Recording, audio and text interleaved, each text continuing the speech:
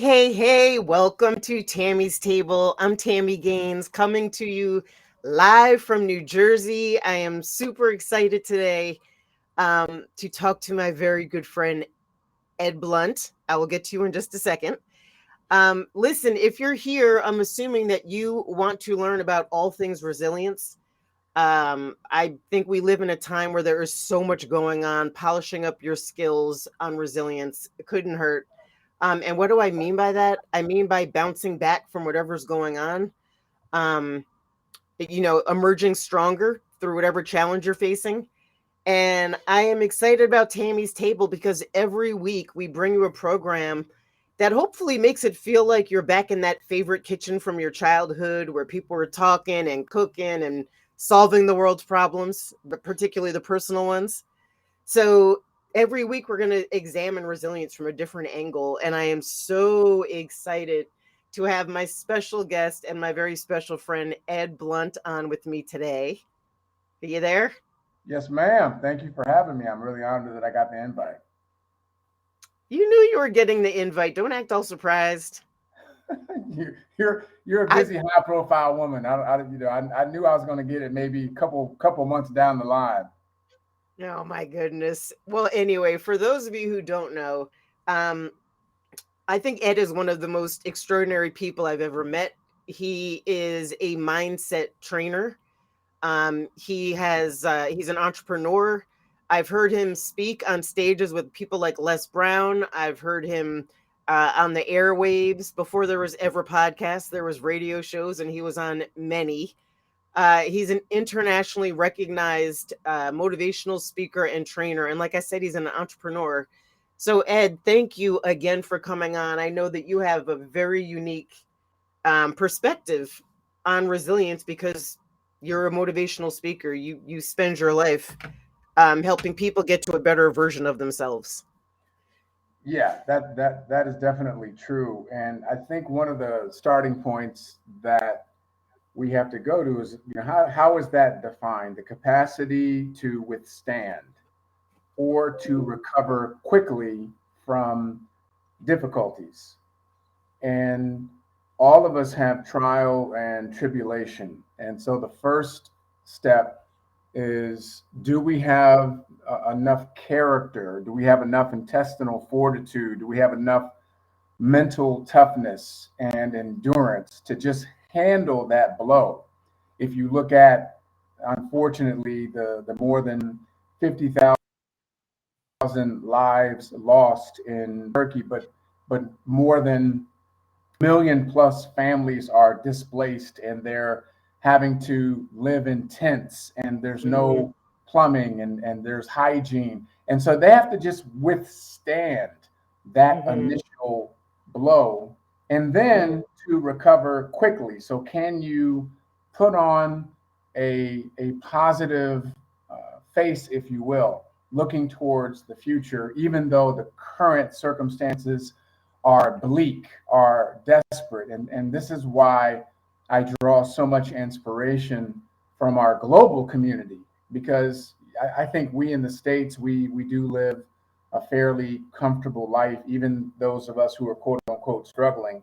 When you look at the global community, you'll see and encounter people who are dealing with some circumstances, whether it's displaced families in Ukraine because of the war, or these individuals that we're talking about in Turkey, where they're just trying to figure out, man, I just want to brush my teeth. I haven't brushed my teeth in like 3 weeks, and I got to figure out how I'm going to live. So I think if we take the time to draw inspiration from examples like that, we can really exhibit what resiliency is. And again, to the capacity to withstand or to recover quickly from difficulties. Most people want to marinate in their misery. Most people want to hit repeat on what happened to me and who did me wrong. And they just want to keep reliving and relitigating their past grievances instead of focusing on, what do I need to change in order to create a better future moving forward right now. Yeah, that is so. First of all, I am inspired just like you are by what's going on globally. But I do think there are instances of resilience here nationally, and we don't always recognize them because the media is it's just so messy. Like, you can't always see, like, the good news and the good stories from all of, like, the bad stuff that's going on in the world. Yes. So, I was inspired by, uh, the people in Ohio, in that town in Ohio where the train overturned and contaminated everything. Yeah, So what Palestine. did they Yes. do? Yeah, they did 2 most of them pivoted very quickly and decided to use the media to their advantage to get the, company to come in and do the right thing. And Erin Brockovich showed up. Like, I love that movie. I love her story. She's been an environmentalist forever. She's awesome. She's amazing. So, what are your thoughts? That's a different level of it's a different spin on resilience, right? Like, what you're talking about is mindset. But I also think maybe what I'm talking about is mindset also. It's like, how do you quickly pivot? How do Yeah. you turn this in your advantage? Like, what are your thoughts about that? Well, because what you and I are talking about in real time are physical transformations that force people to have to level up. Like if your home is destroyed, you have no choice. You got to figure it out. Hmm. With most people, if you're talking about the mindset, it's really dealing with things that are more mental. So if I'm not having the success on my job that I expected, I have to have the mental resiliency to be able to handle constructive criticism. And then I have to pivot quickly. What can I do to get better? If my relationship is not doing well, I have to be able to look at my role in that dynamic and then pivot quickly to what do I need to change about myself to bring a better opportunity for success in the relationship. So that is definitely a mental thing. And unfortunately or fortunately, human beings are creatures of habit. So if we habituate complacency, if we habituate mediocrity, if we habituate making excuses, justifying, rationalizing our situations, well then you just get comfortable and you're in I love that. I saw this quote: most people are in just enough pain to not do anything about it. Hmm. Well then you're not making those changes and you don't even engage on the field of resiliency. You haven't even stepped into the field of play because you're just comfortable and being miserable, if you will, just kind of Yeah, getting along to going along to get along. that's so real. Somebody, I'm not going to name any names, but somebody called me over the weekend and they were complaining about every different part of their life, their relationship, their money, their job, their this, like all the key areas of your life. And I said, are you just calling to complain or do you actually want to get into like solution mode? And they were like, I'm just calling to complain.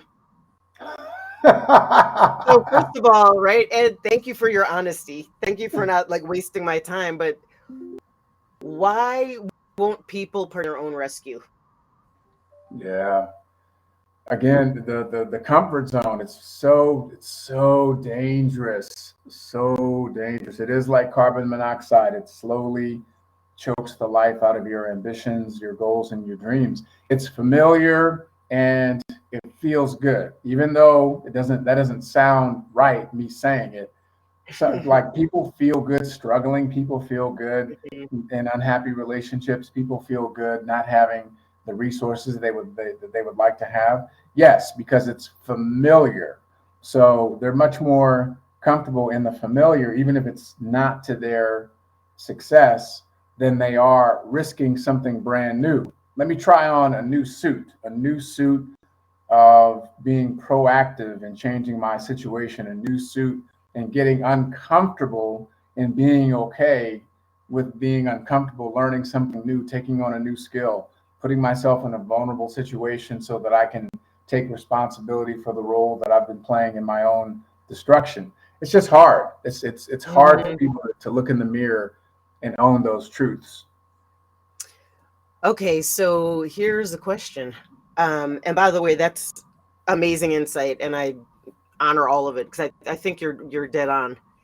Um, so you and I are both in this. motivational speaking and training world, and we have lots and lots of colleagues out there, like thanks to the internet, like more than we can even ever remember. And there's people out there that say, like, you just have to take this webinar one time and you will totally change your mindset and be able to live a better life that you've always dreamed of. Mm-hmm. So, Mm-hmm. my question for you is, do you believe that creating lasting habits of resilience are able to be done in a snap of a finger in 90 minutes? Well, Or is you it know, a longer process? to be fair, that's a lot of that is marketing, right? So people will say that because they want you. They understand that human beings inherently want something for nothing. So they know if they offer something for nothing, they could at least get you in the room. And then when they get you on that 90-minute webinar or Zoom, they're going to pitch you on a program that's longer that creates more revenue for themselves. And there's nothing, I'm not We're not belittling knocking that. the hustle. We're Yeah, not knocking exactly. That is what it is. Mhm. But it is a lifestyle. It is a choice, and we do live in a culture of people are professional students. People would rather learn how to do something than to actually do it. They'll take your course, they'll take my course, they'll take 10 other courses, and a year will go by and they will have actually implemented little to nothing. But they'll believe that I'm doing something. I'm moving closer because I'm taking all these courses. Where in reality, I would rather a person take a 90-minute session, take 3 points of teaching, and focus on implementation for the next 11 and a half months and don't take any more courses. Why don't you implement the 3 nuggets you got from this little 90-minute segment, and let's see you actualize that and make that a part of habit in your success journey, in your success life. Most people don't want to do that because that requires discipline, it requires commitment, it requires change. And I love that book, Change or Die. People would rather die, literally, than change. So, Ed, I'm like trying not to laugh because it's also true. You are one of the most disciplined people I've ever met. Um, and by the way, it's not discipline to a fault, meaning like you don't have to go work out at 6 o'clock in the morning as long as you get your workout in that day. Yeah. How do you, and I'm sure this is longer. We have like a couple of minutes we have like a minute to the break, but let's just start on this. How do you develop habits of discipline if you've lived a completely undisciplined life? Ooh, that's I know ouch. it's heavy. I told you I'm bringing it. Yeah. Especially if you're like in your 30s or 40s or 50s, you've lived your entire life rather undisciplined. Where do you And that start? that yeah, that goes to the want to. There's a great book called, and you actually wrote about this. It's in one of you were talking about your platform, getting back to the kitchen table. There's a book called Kitchen Table Wisdom. And Hmm. the book talks about people that have encountered life altering situations, illnesses, diagnoses, and how, because of that brush with possible death, it really changed them internally. And if someone has not been disciplined, they're looking at 30, 40, 50 plus years of a bad habit. In order to change that, there has to be a compelling reason why. And it's got to start with why. That book Simon Sinek wrote, start with why. Why do you want to change? What do you stand to lose if you don't change? Not so much what you stand to gain, because people are Yeah. more motivated by pain than they are pleasure. Pleasure. So Yeah. if we start with what you stand to lose, and you really go into that space and you really explore it and you really write it down and you really spend time with it and you allow it to affect you emotionally and spiritually, and you feel that pain and you sit with it, that you have an opportunity to create some internal motivation to start changing your behavior. But it will be one of the hardest things that you ever do. Yeah. So, Ed, let's let people sit with that for a minute. Talk about marinating. Like that's pretty deep. We're gonna take a quick break, and when we come back, let's stay on this. Let's stay on this topic. of creating. First of all, using pain to create discipline, I think, is brilliant. But we're going to take a quick break, and we will be right back with Ed Blunt.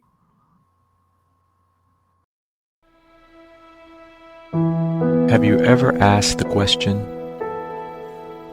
if I was to be anything, what would I be? Regardless of money, regardless of status,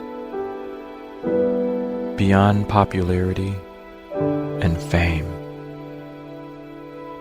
Living your passion,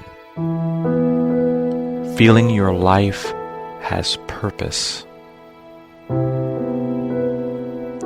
Soulivity is a space to nurture that which lives in all of us. A place where work can become play, and doing what we love creates the dreams of a lifetime.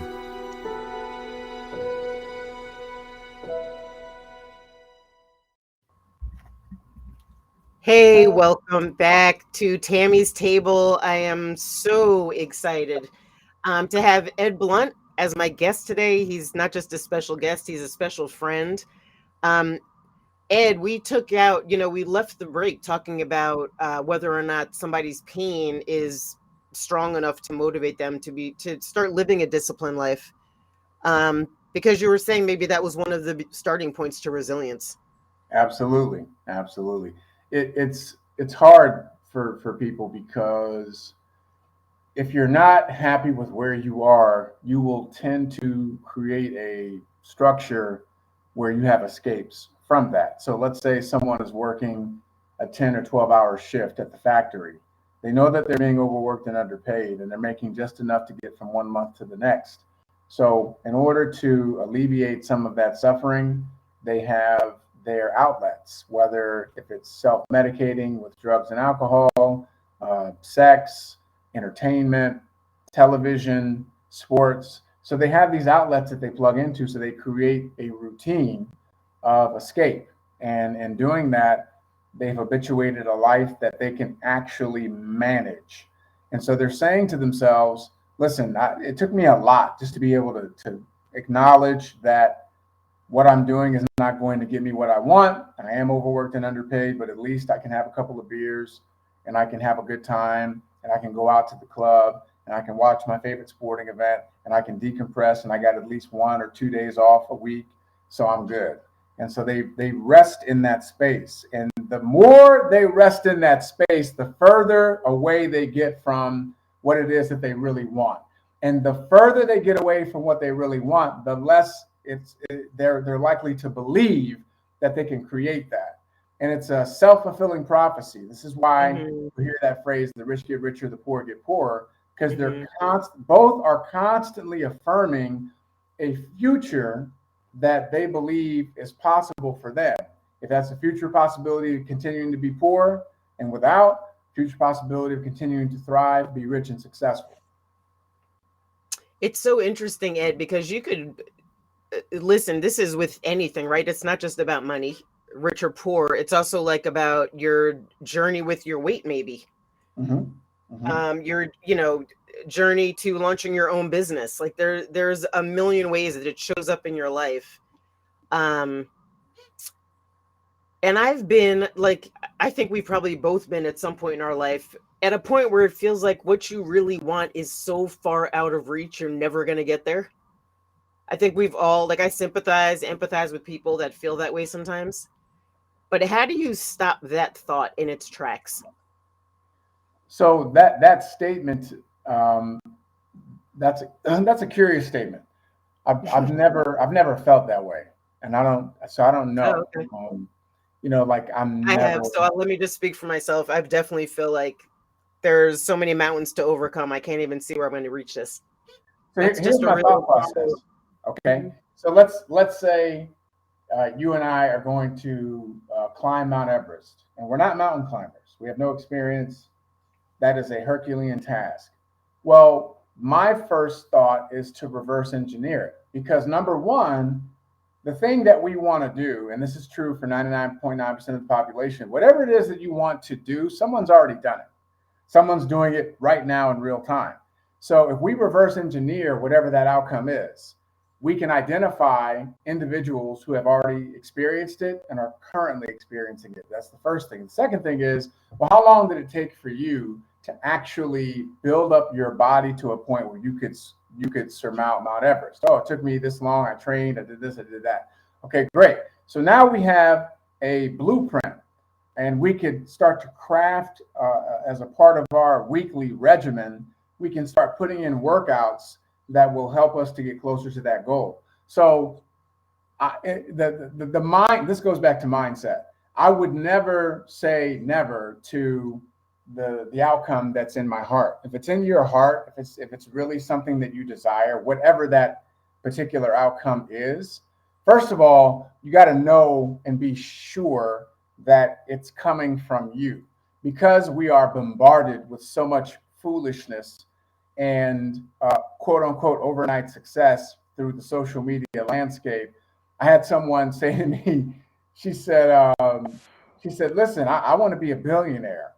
And I was like, but you're not a millionaire. Like, what do you mean? You're not a hundredaire. Right. Like, why do you want to be a billionaire? Because you saw something on social media that looked fun and sexy. You don't really want to be a billionaire. That's not even your idea. That's somebody else's that you're borrowing.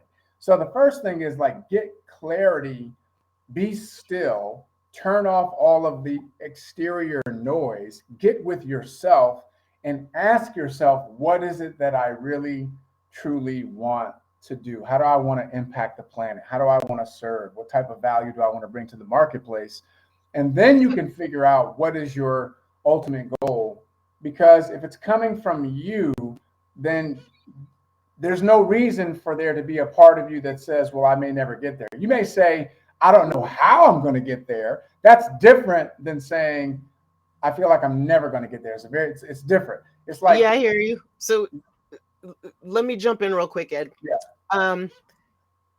So you made such an important point. That's why I wanted to go back to it, to make sure your thoughts and what your vision for yourself is your own, because it's not just about the impact of social media. It's also the impact of your friends and family, the people that are surrounding you. So if they are inherently negative people that are not supporting your forward motion, you got to find new people. Yep. Right. 100%. Because That's real. It would be ideal to get support from our loved ones, family members, friends, but not everybody is going to be able to understand what it is that you're aspiring to. You know what, Tami, I find it interesting, just an observation. When I look at a lot of visionaries and their impact, and I pay attention to stories, interviews, I read articles, etc. There's a lot of them that you have no sense of their families. Like, they don't really talk about their parents. They don't really talk about their siblings. It's almost as if they came here of their own volition. And maybe I'm reading more into it than what needs to be. But I do find it interesting that with a lot of visionaries, you don't hear them saying, you're giving a lot of credit to family members. Sometimes you do, but more often than not, they don't. And I believe, this is my theory, I can't prove this, but I believe it. I believe it's because those family members, they couldn't see what they saw. They couldn't relate to where they wanted to go. And maybe they weren't, hating on them or trying to discourage them. Maybe they just were like, okay, well, you go do whatever that is. It's probably not going to happen.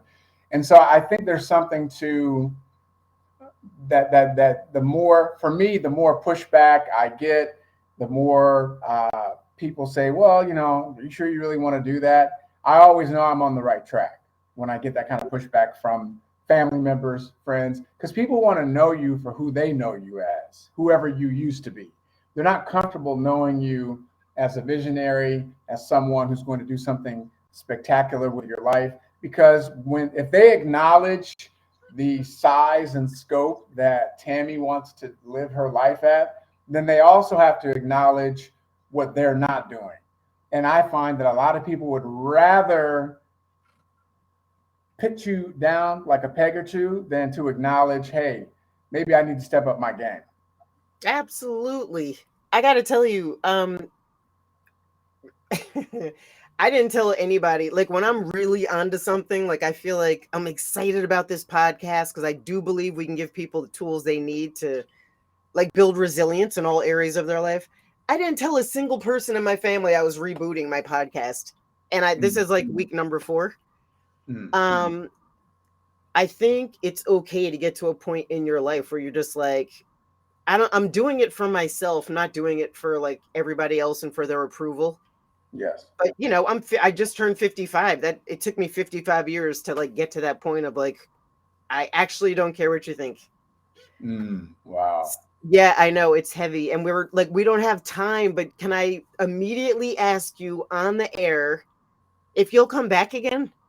Yes, of course. Yeah, like we talked about discipline, we touched on relationships, we touched on dreams, we touched on goals. And I feel like you and I could talk about this, you know, for years. Long form, that's right. Long form. So maybe we'll do a longer one. I can convince Soulivity to give us an hour. But yeah, I'd love to have you come back on. So listen, before we end, tell me what you have. I know you're out there like stomping the stages, you're changing lives all over the world. But I wanted to talk about first of all, we put in the chat, you can learn all about Ed and book him for speaking at BluntArtistry.com. And Ed, talk about your entrepreneurial ventures real quick. I know you took a dive into a new industry. Yes. So speaking and training is my core. It's what I do. And I do that at conferences, companies, organizations, colleges, universities around the world. And that's my purpose. Life insurance and annuities is our business. So that's something that we build because to me, it's always been important as a speaker to not just speak because people need to be able to relate, especially if you're in sales and leadership. I know what it's like to build a big business, what it's like to build a big sales team, et cetera. So life insurance and annuities, because we believe in educating the population, helping them to understand how it's changed and evolved, getting them the right information, and then helping them to make an informed decision about protecting the downside and their legacy. So Sunday nights, 8 p.m. EST. If you message me on social media at Ed Blunt, Facebook, Instagram, I will send you the link to hop on a call we do every Sunday, 8 p.m. EST. These are building blocks for success, no matter what you're doing in your life, family, relationships, career, etc. And then with life insurance and annuities, we do free educational sessions that are about 10 minutes long. Again, message me at Ed Blunt, and I'm happy to get you that info. We'll set you up so we can look at your particular situation as it pertains to you and help you have the best choices and options moving forward. Awesome. And then Ed, I'll drop those links also on my website, TamiGaines.com, and we'll pop them into the Soulivity community so everybody has access. And I just want to thank you again for sitting at the table, dropping your knowledge, dropping your wisdom. And I'm looking forward to seeing everybody next Monday for another edition of Tami's Table with my daughter, Haley Nelson, who's going to talk about her cancer journey and how it intersected with law school. Wow. So super excited. Yeah, next week is going to be powerful. So I'm encouraging everybody to jump on. Well, congratulations to you. And thank you so much again for just having me on. I'm super excited and proud of what you're doing and how you're going to continue to impact the planet. So keep rising. Thanks, Ed. You're the best. Have a great week, everyone.